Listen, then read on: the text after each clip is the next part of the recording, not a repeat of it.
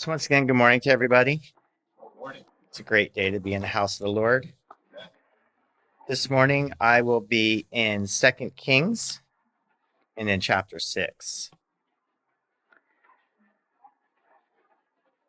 So I have finally given in to readers because, as a lot as you know, I've taken a new position and all my life I've always been a field person. It's where I'm the most comfortable is being out in the field. And so now I find myself behind a computer more often. And I don't know, you have lots of windows open, and all of a sudden people are showing me all these spreadsheets with numbers and columns. And I used to not care that I couldn't see what they were putting on there because I wasn't paying attention, but now I have to. And so I guess numbers are a little more important. So now I have readers. So, and now I can see it is amazing. It really is. I actually should have given in longer, but our pride sometimes doesn't allow us to admit things as we get older. So my devotion this morning is something that kind of just came to mind because I was really kind of struggling to come up with something. Um, and it really kind of falls to for the last 2 Sundays I haven't been here because I've actually kind of been a little bit under the weather. I still can't get rid of this cough, but you really kind of see as you're not in service that it really does affect um, your studying and just how you put God first, at least in my life. And so in Second Kings, and I just kind of want to start off with kind of stealing how my pastor does things, even though he probably stole that from someone else. But just kind of looking at our kind of key verse I want us to focus on is verse 16 in chapter 6. And this is Elisha speaking, and he is talking to a servant, and he says, "So he answered, 'Do not fear, for those who are with us are more than those who are with them.'" And so, as we kind of consider these verses, let's just go back, as he likes to do, and start in chapter 8. And so, we're kind of going to see the king of Aram kind of speaking here, right? And so this is something we've kind of encountered in the Old Testament quite a bit is, kings always wanting to go against Israel. And so starting in chapter 6 verse 8, it says, "Now the king of Aram was warning against Israel, and he counseled with his servants saying, 'In such and such a place shall be my camp.' Then the man of God sent word to the king of Israel saying, 'Beware that you do not pass this place, for the Arameans are coming down there.' The king of Israel sent to the place about which the man of God had told him.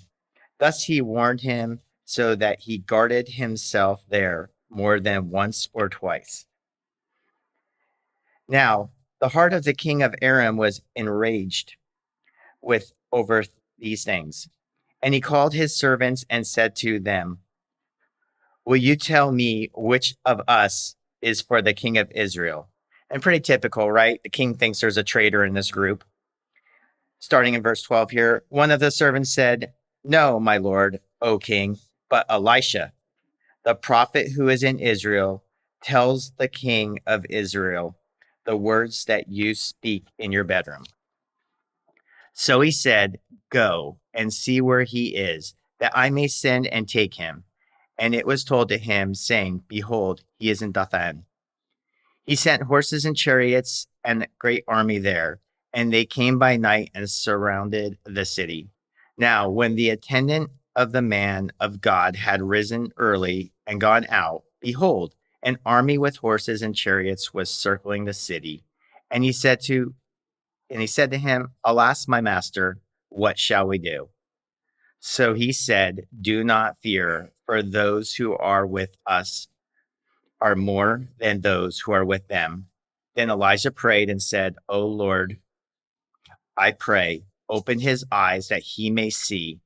And the Lord opened the servant's eyes, and he saw. And behold, the mountain was full of horses and chariots of fire all around Elisha. And so this is actually one of my favorite accounts in the Bible. As I actually years ago kind of studied Elijah and Elisha, um, I kind of got to dive into these two men, these two prophets, right?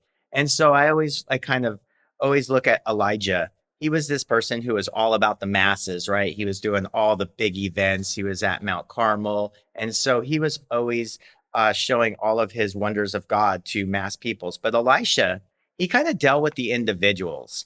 And one of the things I really enjoy in the Bible is this account right here, where we are getting a perspective of somebody who doesn't have a name in the Bible, and that Elisha is actually kind of witnessing to, showing the power of God.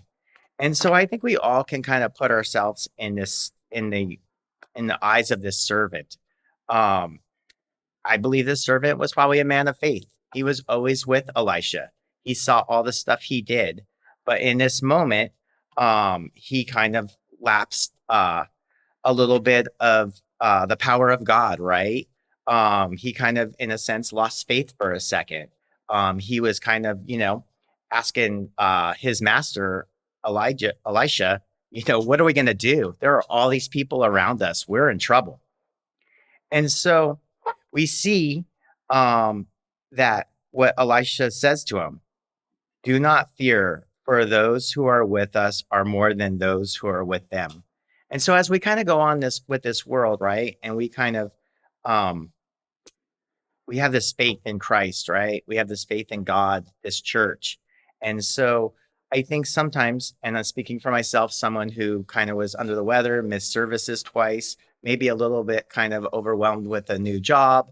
You kind of see how we can uh, put God, put the church on the back burner, right? It's just kind of the human flesh, the mind. And so as I was kind of studying for this devotion, it just kind of really made me kind of think, right? Like we all can kind of be like this servant, where we kind of for a second can lose faith, but that's why we pray, that's why we come to church, and that's why we study, because our Savior is always there for us. We see it right now in this world with Israel, what's going on. We see that God is behind them. And so, as the Lord's people, um, as a member of the New Testament church, as somebody who has salvation, we should remember and always pray that we have more with us than the world does. So, with that, I'll turn things back over to Brother Frank. We're going to launch from the book of Hebrews, chapter 12, verse 1 and 2. Therefore, we also, since we are surrounded by so great a cloud of witnesses, let us lay aside every weight and the sin which so easily ensnares us, and let us run with endurance the race that is set before us, looking to Jesus, the author and finisher of our faith, who for the joy that was set before him endured the cross, despising the shame, and has sat down at the right hand of the throne of God. If you go to Hebrews chapter 12, it starts off with a therefore. Now, I'm going to take a page out of Brother Eric's book. We're going to have to go back. Because Brother Eric accurately thought, you can't just interrupt a flow. You can't just interrupt something. Has anyone ever gotten a letter? Hey, you get a letter, you start reading the bottom of page 3. You're like, what in the world are they talking about? It's the same thing. You can't interrupt it. So instead of going to Hebrews 1:1, we just sort of summarize Hebrews 11, which for many is known as the Hall of Faith. How many people have heard that term when it comes to Hebrews chapter 11? It's an archive of those who were faithful. It's an archive of those who experienced faith, stepped out on faith, really put the Lord first in their service. And there's a lot of different ones. The writer goes through many of them, from Abraham to Noah to Moses, etc. So then in chapter 12, remember there was no chapter break. So he's just continuing the thought. God having provided something better for us, that they should not be made perfect apart from us. Next verse.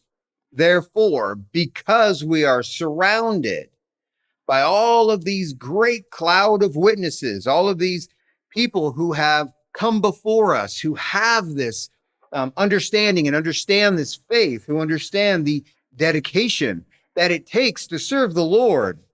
Because of that, since we're surrounded by these witnesses, these other people who have done it, then we need to do the same. So what the writer is, I believe it's Paul. As you may hear me go back and forth between Paul and the writer. Just know that it's unknown. But the writer here says, "Let us lay aside every weight and the sin which so easily ensnares us." Okay, so we're going to get into this. So we're going to talk about one of my favorite topics this morning. I'm going to need some water because it's already making me tired. We're going to talk about one of my favorite topics, running.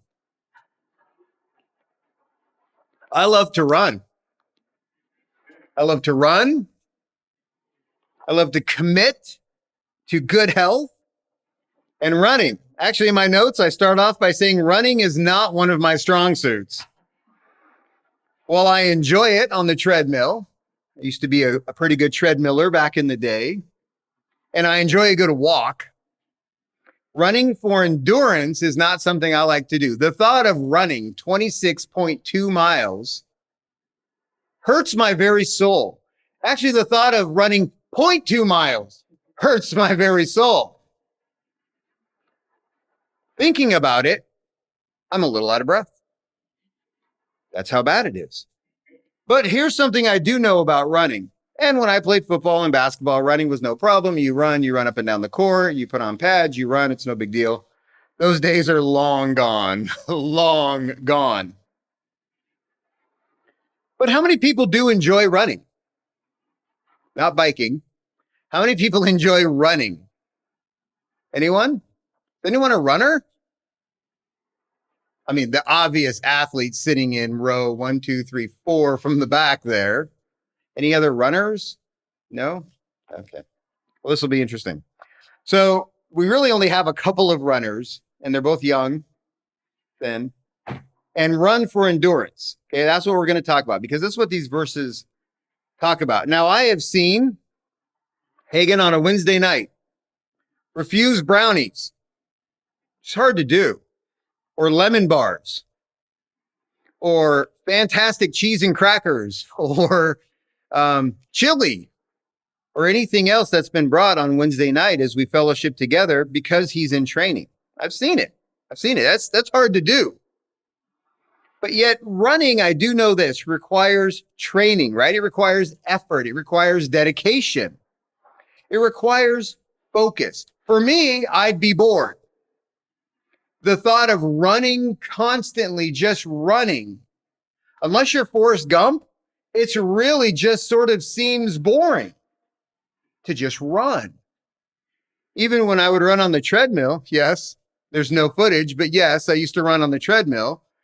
I would have music in, or a crime podcast, or probably a Rams podcast, listening to that just to try to keep, because otherwise it's boring to just run, I think. Just boring. So all you're doing is running.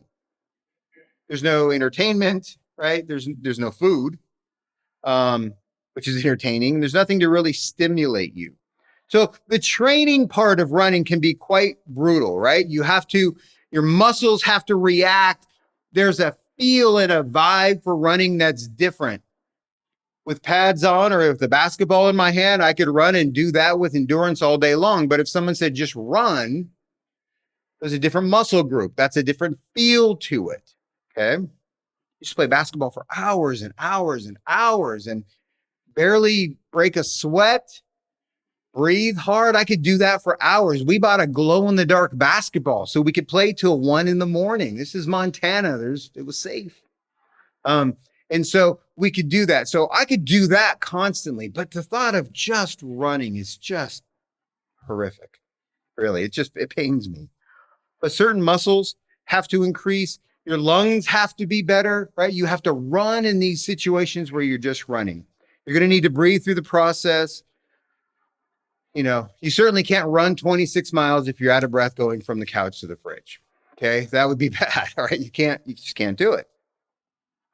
So really what we see is training is the key.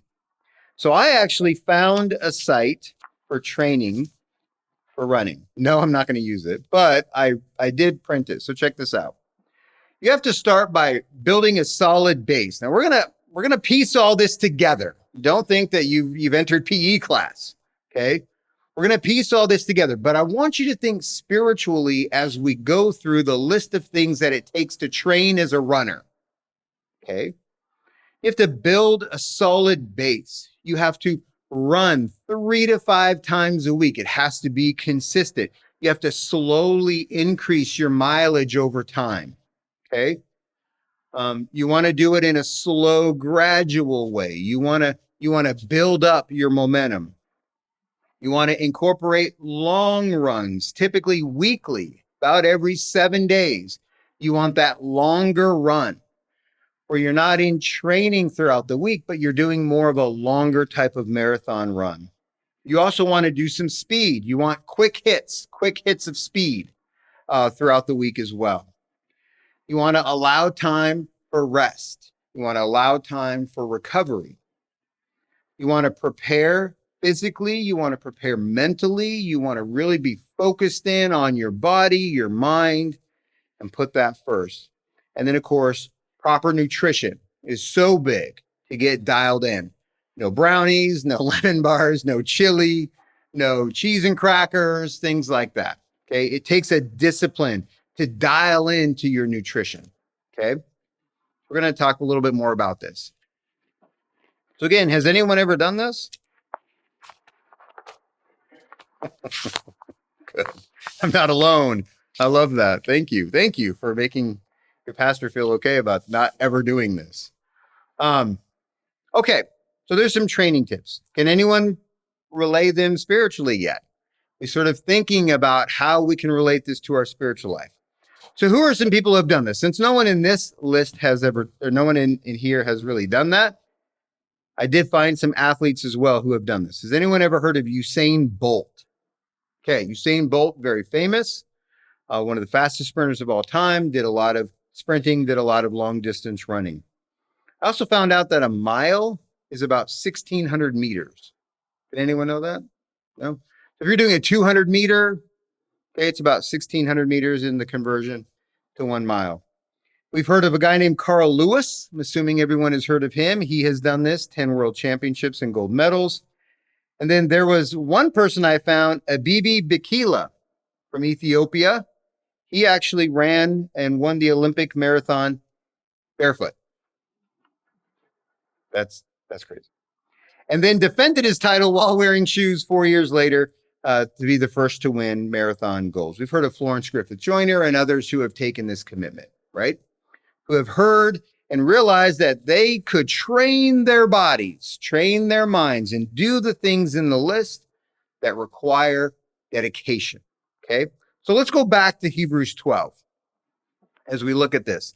Therefore, we also, since we are surrounded by such a great cloud of witnesses, since we have these examples, the examples of faith, let us take action. Let us lay aside every weight, everything that gets in our way. We're gonna take a look at that word.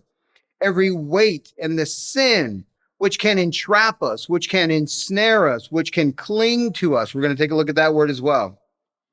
And let us run with endurance. Now, what does that word mean? This is not a 100-meter. This is not a sprint. This is a race of endurance, which takes time, which is a length of time, which is effort, which is training. Not to say there's no training for a sprint, but a race of endurance takes time. Time to train, time to prepare your body for the long road ahead. Let us run with endurance the race that is set before us. We're going to take a look at that too. Now, what do we need to do to help? Well, verse 2 lays it out. Looking to Jesus, the author and finisher of our faith. We're going to look at those words. Who for the joy that was set before him also ran a race, also pushed through with endurance, also overcame things to get to an end. was set before him endured the cross. So now that's our second use of the word endurance. Talking about endurance when it comes to us in a race. Talking about what Jesus did was endure the cross, despising the shame, and as the payoff has sat down at the right hand of the throne of God. Okay, we're going to do a few different verses to kind of set some of the stage. So the Bible loves to use this metaphor of running a race. It really does symbolize our walk of faith, doesn't it? Because it talks about endurance. The reason why we wanted to set a foundation of what it takes to run is because I want us to parlay that information, which is so easy for us to grasp. This concept of running a race, the dedication that it takes to us spiritually. So in 1 Corinthians 9:24, it says, do you not know that those who run in a race all run, but one receives the prize? Run in such a way that you may obtain it. And everyone who competes for the prize is temperate in all things. Now they do it to obtain a perishable crown, but we for an imperishable crown. Therefore I run thus, not with uncertainty. Thus I fight, not as one who beats the air. But I discipline my body and bring it into subjection, lest when I have preached to others, I myself might be disqualified. Now who's talking here? Paul's talking here. And he's talking about the concept of running this race. He's talking about this concept of the walk of faith being compared to a race. And he's saying those who run, they run to receive a prize. That's true. The Olympics are coming up. Who doesn't like to watch the Olympics? Everyone does. And what do they compete for? They compete for that gold medal. What is Paul saying? That medal eventually perishes. It's corrupt. It's nothing. It doesn't mean anything. What Paul is saying here is that we run in our spiritual walk to gain something eternal. We have a higher fight. We have a higher cause. But it takes the same discipline in our walk. Brother Eric mentioned it this morning. It's easy to get off track. It's easy to fall off to the side. It's easy to put the things of God aside for the things of the world. That's easy to do. So Paul is saying, I have to bring my body under discipline, under subjection. I have to really hone in on what it is that we're doing. Philippians 3, this is quickly becoming one of my favorite verses. Philippians 3:13 says, brethren, I do not count myself to have apprehended, but one thing I do, forgetting those things which are behind and reaching forward to those things which are ahead. Then he says, I press toward the goal for the prize of the upward call. There's a lot of agony involved in this, isn't there? This isn't a stroll. It's difficult. It's challenging to walk against the things of the world. It's difficult to push against the wave of sin that comes at us. That's not easy to do. And so Paul says it again, that he's not jaunting toward the goal or slowly walking towards the goal. He's saying, I press toward the goal. I'm pushing against the grain. 2 Timothy, he tells Timothy toward the end of his life, he says, I have fought the good fight. I have finished the race. I have kept the faith. I have fought the fight?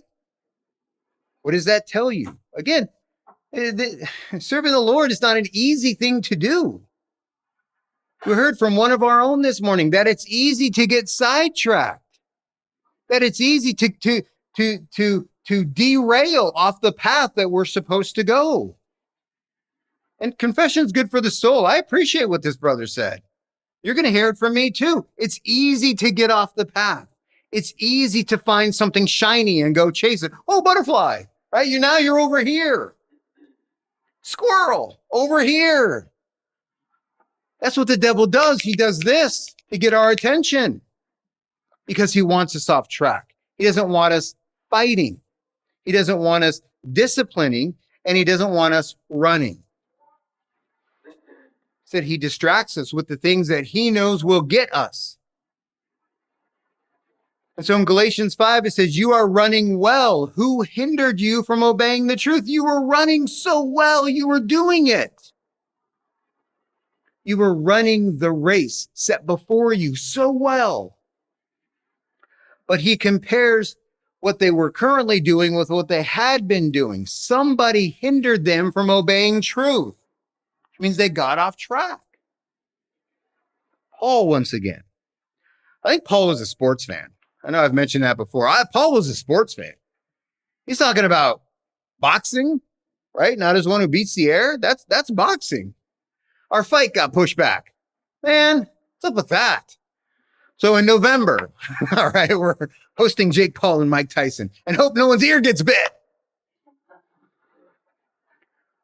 But that's the fight that he's talking about, being an athlete, disciplining your body to fight. I would teach the girls that you always have your power hand in the back, right? You could always tell a southpaw because their strong hand was in the back. So I showed them this, not to ever go up and hit anyone. I know it's Montana, but it doesn't mean we just go around assaulting people. It was always in defense. And so when you fight, there's a way to fight. You discipline yourself to get ready. When you run, you have to discipline yourself. It's a race. It's a long-term battle. It's a race. It's a race of endurance. Isaiah 40 says, but they who wait on the Lord shall renew their strength, meaning that their strength will need to be renewed. They shall mount up with wings like eagles. They shall run and not be weary. They shall walk and not faint. So the Bible clearly uses this idea of running, long-term effort. Got 26.2 miles ahead of me. I've trained my whole life for this. I'm training. I'm doing the things necessary to run this race. Okay. So let's take a look at some ideas on how to do this. Let's go back to Hebrews 12 again. We're going to dissect these couple of verses in just a few more minutes.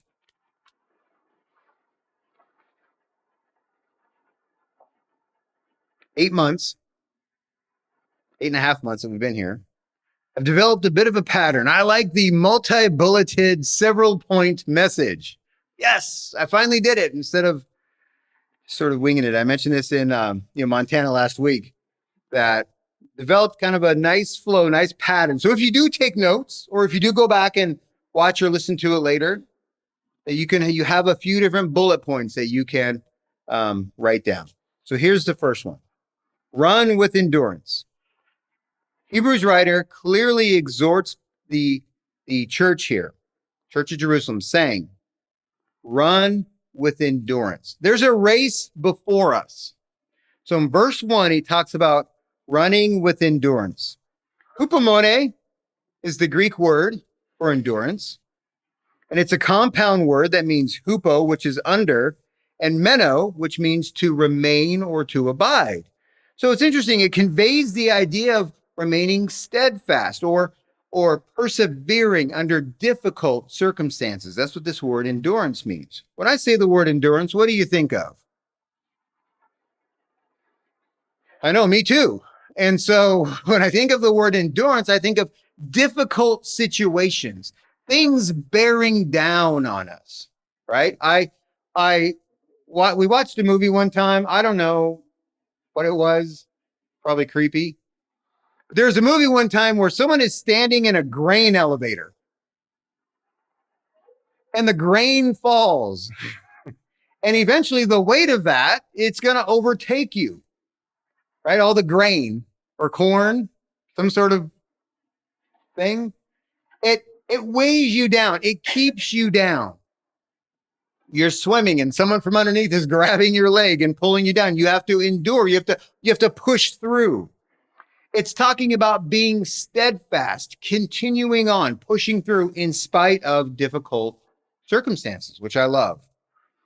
It suggests that it's an active endurance. This isn't just sort of, endurance can also be, well, this boss, he's kind of lame, but just put up with it because it's a good job. That's also endurance, but it's more of a resignation that you don't have control over it.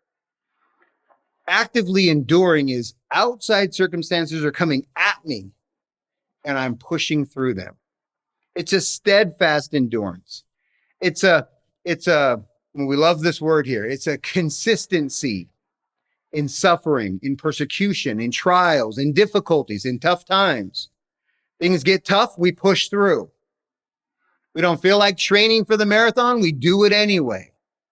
Things get tough. Other distractions happen. We get a phone call. There's a new show on. There's, a documentary on Pop-Tarts that we have to watch. Okay, we have to put our Bible reading aside. Or we've got this event going on, or that thing, or the pursuit of something. Those are distractions that take us away from our walk. That's not endurance. Instead, this word implies remaining faithful and not surrendering or giving up under pressure. Giving up under pressure.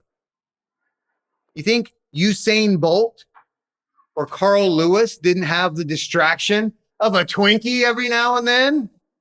Or taking a day off or not really wanting to, it's not worth it. I'm tired. It's a pushing through. It's an actively abiding under or bearing up a heavy weight or burden for an extended period of time. Endurance implies length of time. We're constantly enduring.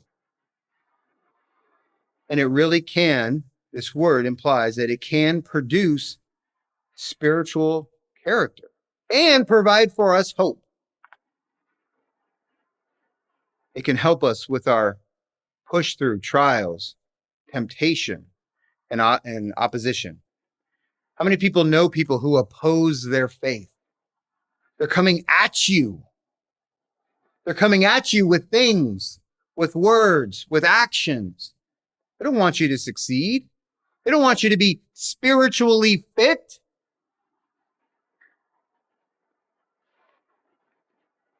They want you instead to fall, to give up the fight.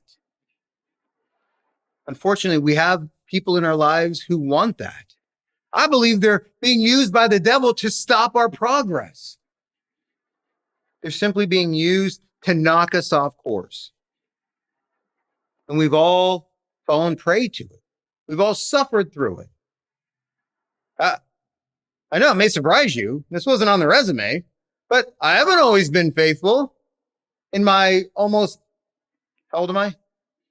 48. In 48 years, I haven't always been faithful. The devil's really good at knocking us off path. Can you imagine running a race and somebody comes up and pushes you? That's what he does. He doesn't want you running. He wants you sitting on the sideline. He's putting spike strips out for you as you're going, right? He's pushing you. He's causing things to happen around you. He doesn't want you running. Boy, the devil's really good at providing opposition, isn't he? Oh, he knocks us out. But to run this race requires perseverance, trials, temptations, opposition. Back to our list. Are we reading our Bible throughout the week? Are we refueling through his word? Are we taking what he has to say to us and we're taking it and we're reading it and we're treating it like the precious jewel that it is? Are we then taking it and putting it here and applying it to our lives? Or is it just another book that's getting dusty on the bookshelf? I have lots of books on the bookshelf. As a child, my dad, who was in seminary, had lots of books on the bookshelf, lots of books, mostly encyclopedias, because he fell prey to one of those door-to-door guys back in the 70s. Right? They'd go door to door. They'd say, hey, for $900 that we didn't have, we were about 900 short. For $900, you can get some encyclopedias. And I was a nerd. I liked reading the encyclopedias. And I saw my dad do this all the time. He'd pull a book off like this and he'd go, hey, did anyone ever see anyone do that? You get the dust off before you open, because if you open it, right? And so you take the book and do that. So I grabbed the encyclopedia, F for football. I grabbed the encyclopedia, My dad's sitting there. We're all kind of around, and I grab the encyclopedia, and I look at my dad. I'm like, hey, I got this encyclopedia. And he went, oh, man, you just blew all that dust in my face. But we have books that are dusty. Is the Bible one of them? Or are we reading his word? And I mean reading his word. There's nothing in here that's going to hurt us. Nothing in his word that's going to hurt us. We're reading his word, studying his word, taking what he has to say and put it into our lives, looking at the cloud of witnesses, the examples that are there, and saying, I want to be like Elisha. I want to be like Elijah. I want to be like Paul. I want to be like by all these men and women who put Christ first in their lives, who overcame the difficulties that the devil threw at him and pushed through it, laying aside the weight. Take a look at that. Laying aside the weight. The Greek word for weight is agos. It refers to a bulk or a mass or a burden that weighs someone down. So picture this. Let's get back to our race. You're running, and someone says, hey, Brother Frank, you're an athlete. You're a good runner. Why don't you run this marathon with these two 50-pound ankle weights on your feet? Right? It's not training, it's the race. You're running, and you've got these weights, and it's weighing you down. It's keeping you down. Or in my case, the extra couple 100 pounds that I have that needs to go away because I'm not running. This weight can be a bulk or a mass or a burden that keeps us down. Unfortunately, that can include people in our lives. But this word definitely depicts something heavy, something cumbersome that hinders or stops our progress, stops our movement. It keeps us from advancing, something that keeps us there. In an athletic context, it's used really for excess weight or bulk that an athlete would try to strip off prior to this weight.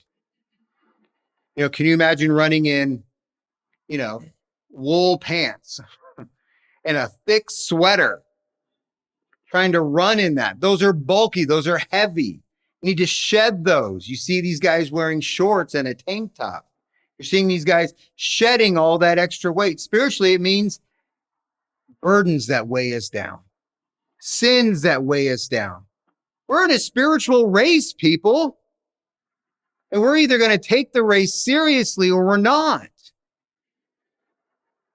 And so we have to put these burdens aside. We have to cast these things off.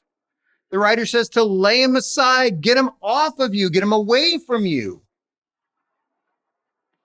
These weights can include a small list: sinful habits, wrong attitudes, fears. Right? We talked about this a few weeks ago, that there was this one person that we knew back in Montana who was just sort of like Eeyore. Like, let's put that aside. We're serving God. Sinful habits. Are we doing things that are constantly bringing us down? Do we have an attitude of gratitude, or are we constantly trying to poke at other people? What is our attitude like toward our service? These are everyday things that we can work on. Do we have a fear of serving God? Or anything that can burden us or slow us down? Got to get rid of it.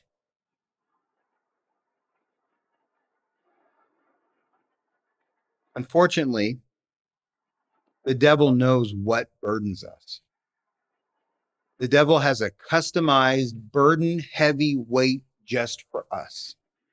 It's unique, and the devil knows what it is. The instruction here is to deliberately push back against those things.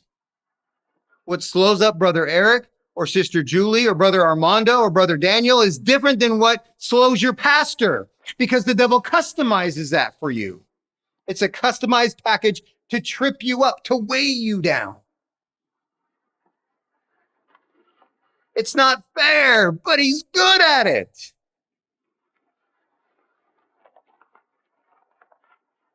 And he's been doing it for a long time. So we really see the importance of overcoming that. The idea here is to lay aside every weight, deliberately shed the stuff that's going to impede your progress. Get rid of it. Get rid of it. Well, it's easier said than done. Yeah, I know. That's why it's a race. That's why it's difficult. That's why it's a narrow road and few find it. That's why it's challenging. It's difficult.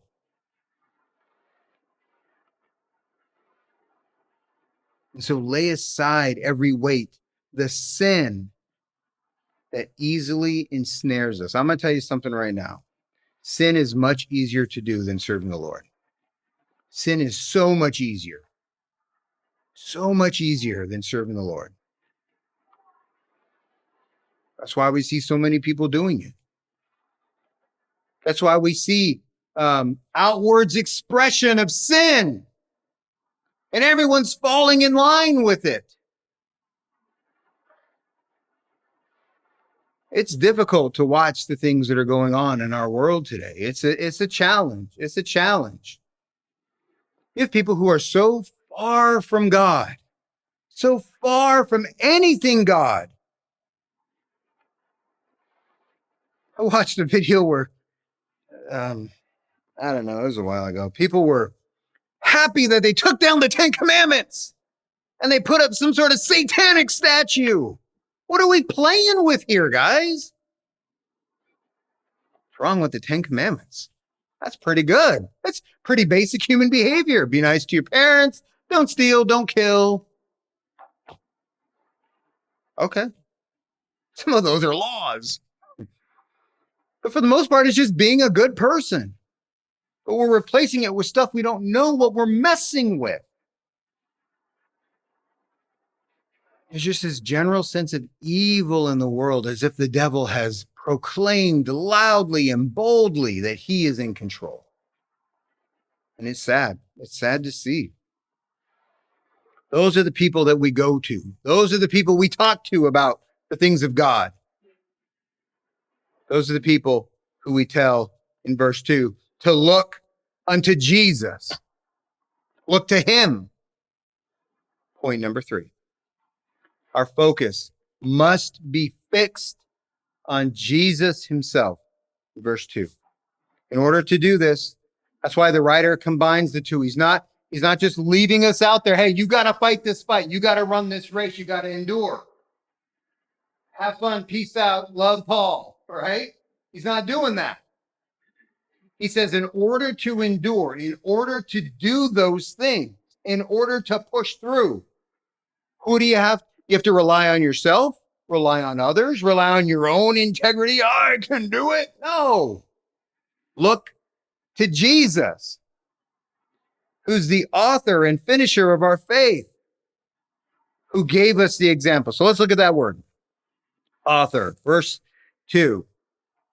It is the word archegos, which is a compound from arch, which means beginning, and source, which means to lead or go before. He is the beginning pusher througher. He's the one who gives us the example. We follow behind him because he trailblazed the way on how to endure. Okay? He's the author of it. He's the creator of it. He's a pioneer. He's a trailblazer. Lewis and Clark, right? They were trailblazers. They pushed through and came back to the east and said, hey, we found stuff. All right. So they were trailblazers. They were pioneers. Jesus was that pioneer. He's the originator. He's the source. He's the leader of this faith. He's the one who blazed the trail for us. Some of the actual translators actually translate pioneer, founder, leader, prince, or forerunner. I like that one. That's what John did. John the Baptist did that. He was the forerunner prior to Christ. He He's the one who just made the path straight. He announced the Messiah coming. That was his job. And when they came to him and said, hey, are you the Messiah? Nope. I'm just a forerunner. In the case of Christ, he is pushing through all this. He's our example. He's the originator of this. He authored, initiated, and he made faith possible. How? Well, the rest of verse 2. Who, right? Christ, who's the author and finisher of our faith, right? They needed to have this faith, right? This is what we're talking about in chapter 11, about this faith. He's the one who we are to look to because he's the beginner, the trailblazer. He's the finisher, which means the one to complete or perfect with a goal in mind. He's the one who did that for our faith. Who? Christ. For the joy that was set before him, endured the cross. We need an example. We need someone to follow. We need to walk behind that trailblazer. Who's that trailblazer? The one who endured the cross. The one who took on the pain, suffering of every sin on the planet and put it on that cross. He endured the cross. He despised the shame. He perfectly embodied and completed this faith through his obedient life. Are we living obediently? That's something we have to ask ourselves. Are we doing the things necessary to push through in this endurance race? That's for you to discover. That's for me to discover, for us to discover. Do we really want this? Those people that I listed, and there are more, and I can't pronounce half of them. They were long distance runners, oftentimes from Kenya or Ethiopia. They're a little more challenging to say their names. But, who doesn't know Paavo Nurmi, right? Paavo Nurmi, the famous Finland runner from 1920 to 1928. Brother Eric was around. I don't know if he remembers that or not. But, ran 200 meters. That's impressive. Paavo Nurmi. I don't know who that is. 10,000 meters, ran 10,000 meters, ran cross country. That's just painful. Like just the thought of that hurts my soul. But they pushed through for a corruptible, for a gold medal that's going to burn, for a gold medal that's going to just get nasty or get cast aside or get on eBay. We're talking about an eternal crown.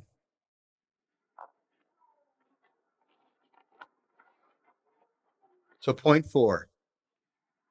Did I say there are only 3 points? No? I said 4? Okay, good. The finish line. At some point, it ends. At some point, the race ends. Again, unless you're Forrest Gump and you just keep running, there's an end. And the end is this. 1 Thessalonians chapter 4. Let's go over there. 1 Thessalonians chapter 4. The finish line, to the running, to the endurance, to the pushing through.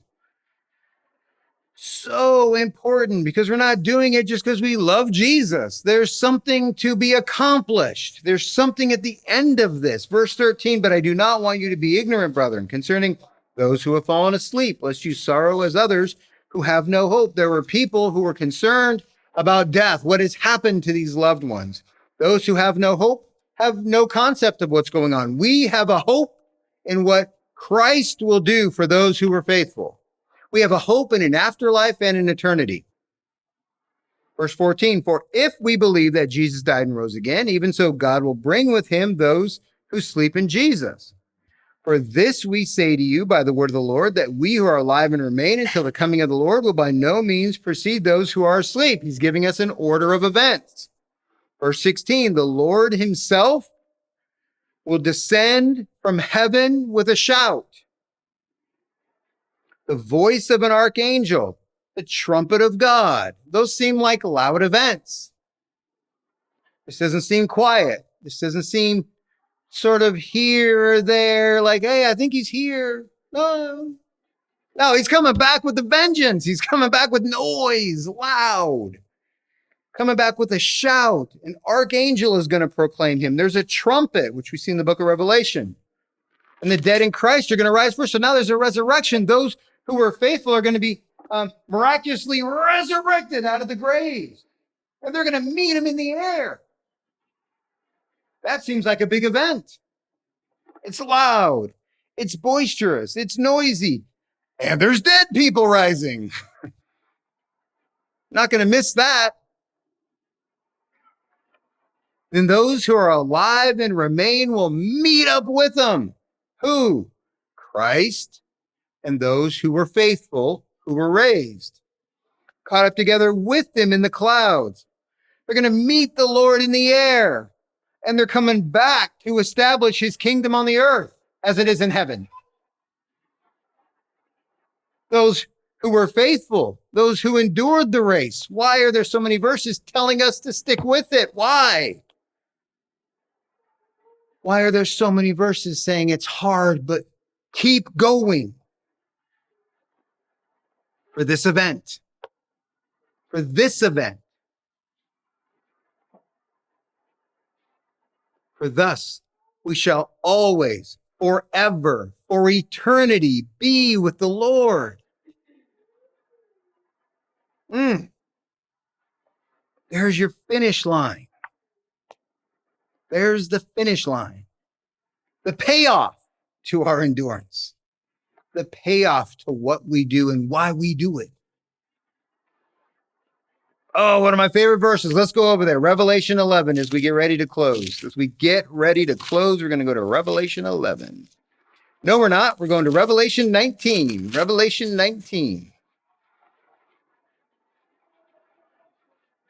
What's the finish line? What are we looking for? Revelation 19. Maybe some of us can quote this. If not, we need to have this in our arsenal. Why am I serving the Lord today? It's so hard to read his word. Oh, so many temptations, so many things, so many easier things to do. Here's why. Verse 11. Now I saw heaven opened. This is John. He's writing down the revelation, singular, that he was given to jot down. He's writing down all these things. And he says, I saw heaven opened, and behold, a white horse. There was a white horse. And he who sat on him was called Faithful and True. Well, who's that? Who is that? Jesus Christ. He's the one who's faithful and true. And in righteousness, by his righteousness through his Father, he judges and he makes war. Well, who's he making war with? Those who tried to oppose the things of Christ. He's putting them back in their place. He's fighting with them. My friends, in the same way that we battle against the spiritual things that come at us, Christ is going to fight back against these forces as well. And he's coming back like a little baby in a manger. Oh, no, it says he's coming back with eyes, a flame of fire. And his head is full of many crowns. And he had a name that no one knew except for himself. And he was clothed with a robe dipped in blood. And his name is, you want to hear me? You want to hear God? Here's my word. This is the word of God. That's who I'm sending back. And the armies in heaven, clothed in fine linen, white and clean, followed him on white horses. And out of his mouth goes a sharp sword, that with it he should strike the nations. He's coming back to establish rule on the earth. And he's taken the nations out. It says he'll rule them with a rod of iron. He himself treads the winepress of the fierceness and wrath of God. And he has on his robe and on his thigh a name written. Oh, there have been many other kings, and there have been many other leaders, and there have been many other lords over time. We're studying one on Wednesday night, one named Nebuchadnezzar. We've studied others. who have been put in places of authority. We've seen presidents come and go. We've seen world leaders come and go. We read about historical figures, Genghis Khan, Napoleon, Hitler, all these guys over time, leaders who had kingdoms and ruled and dominated space and time during their lifetime. And God is going to put Jesus Christ on top of that list. And of all the kings, he's the King of Kings. And of all the lords, he's the Lord of Lords. He takes precedence. His kingdom, as we're going to see in Daniel chapter 2, will supplant all other kingdoms that have ever existed. And he will be on the throne. So what does that mean for us? It means that one day we will stand in front of our Savior face to face and answer for what we did. We're going to stand before him and he's going to say, do you remember this? And you're going to be like, yep. And he's going to be like, you didn't choose wisely on that day or this stretch of your life. You decided something different. You followed the temptation. You followed what the devil threw at you. You didn't succumb to my will. This imagery in this scripture calls for us to live with endurance, with purpose, with focus on what we need to do. Are we dependent on God's strength for us, or are we trying to do it ourselves? That's what we have to ask. There is an eternal prize to be had.